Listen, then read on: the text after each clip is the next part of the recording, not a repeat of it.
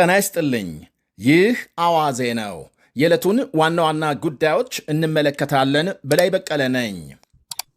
እኔ ጣልቃ ባልገባ ኖሮ የእስራኤል ሕልውና ይሄኔ አክትሞለት ነበር የሚለው የፕሬዝዳንት ትራምፕ ስለ እስራኤል የሰጡት አስተያየት ከእስከዛሬው ጠንከር ያለና የመሰልቸት ባህሪ የሚታይበት ነው ይላሉ ታዛቢዎች።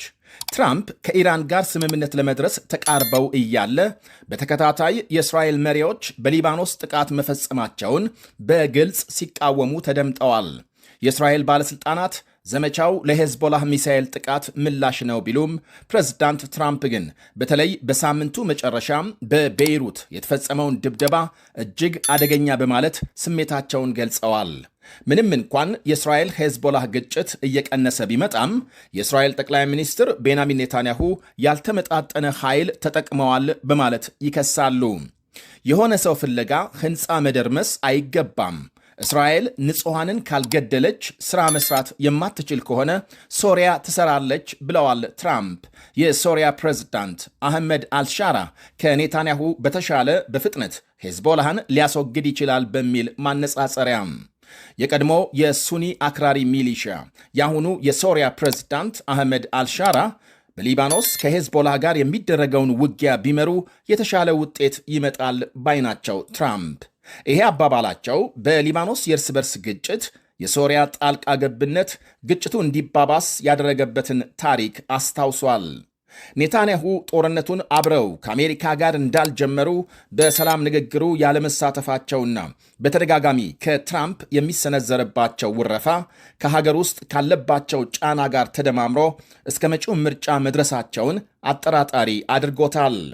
ትራምፕ በእርግጥ ከኔታንያሁ ጋር በጣም ጥሩ ግንኙነት እንዳላቸው ቢገልጹም የእስራኤልን የመኖር ሕልውና ከአሜሪካ ውጪ እንደማይታሰብ የጠቀሱበት አስተያየት አነጋጋሪ ሆኗል።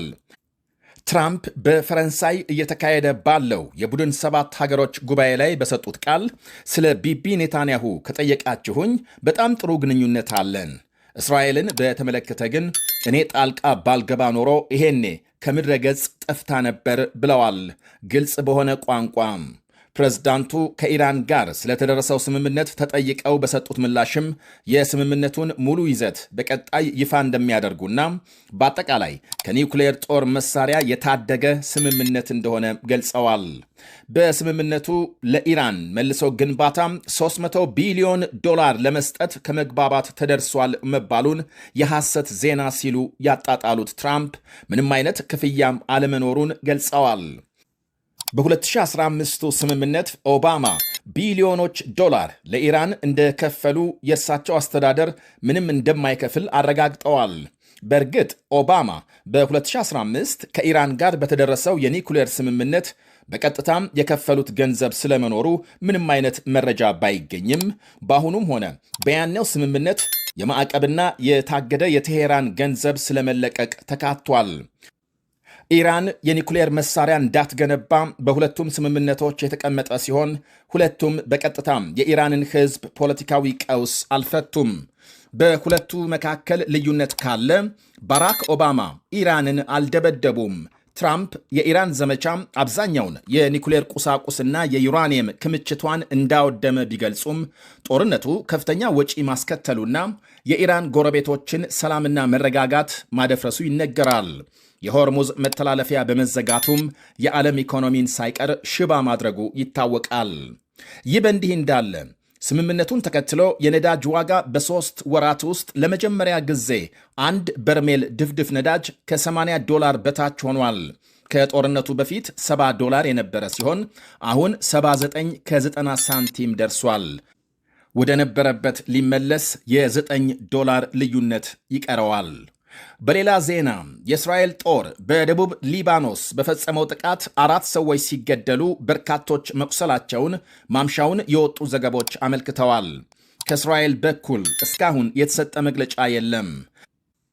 ጠቅላይ ሚኒስትር ቤንያሚን ኔታንያሁ የሀገራቸው ጦር ከደቡብ ሊባኖስ ለቆ እንደማይወጣ ማስታወቃቸው ይታወሳል። ትላንት የኢራን ውጭ ጉዳይ ሚኒስቴር ቀደም ሲል ባወጣው መግለጫም እስራኤል በሊባኖስ የምትፈጽመውን ጥቃት እንድታቆም ሲያስጠነቅቅ የሄዝቦላህ መሪ በኢራንና አሜሪካ ቀጣይ ንግግር የእስራኤል ጦር ከሊባኖስ የሚወጣበት አጀንዳ እንደሚካተት የቴሄራን ባለሥልጣናት ቃል መግባታቸውን ገልጸዋል። በእርግጥ ሊባኖስ ከአሜሪካ ጋር የተደረሰው ስምምነት አካል መሆን እንዳለበት የኢራን ባለሥልጣናት ይከራከራሉ። እናም የእስራኤል የሊባኖስ ጥቃት በውሉ መሠረት እንዲቆም ሲያስጠነቅቁ በእስራኤል የአሜሪካ አምባሳደር ማይክ ሃካቤ ሄዝቦላህ በኢራን አሜሪካ ስምምነት አልተካተተም ብለዋል። ሄዝቦላህ በኢራን የሚደገፍ አሸባሪ ድርጅት ነው ያሉት ሃካቤ እስራኤል ከሊባኖስ እንድትወጣ የሚጠይቅ የኒኩሌር ስምምነት የለም ሲሉ ገልጸዋል። እስራኤል ራሷን ለመከላከል የኢራን ፈቃድ አያስፈልጋትም ብለዋል አምባሳደሩ ማምሻውን ባሰራጩት ጽሑፍ።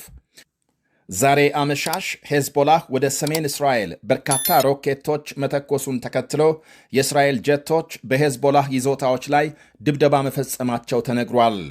ኢራናውያን ስለ ስምምነቱ የተሰማቸውን በተለያዩ መገናኛ ብዙሃን እየገለጹ ሲሆን አስተያየት የሰጡ የቴሄራን ነዋሪዎች ገሚሶቹ እስራኤል ዳግም ጦርነት ትከፍታለች የሚል ፍርሃት እንዳላቸው ሲገልጹ፣ አንዳንዶች አሁን በሀገሪቱ ያለው ከፍተኛ የዋጋ ግሽበት፣ የኑሮ ውድነትና አጠቃላይ የኢኮኖሚ ድቀት በጣም እንዳስመረራቸውና ስርዓቱ እንደሚለወጥ ተስፋ እንደነበራቸው ተናግረዋል። እናም የአሜሪካ ወታደራዊ ዘመቻ ትርፉ ምንድነው በማለት ይጠይቃሉ።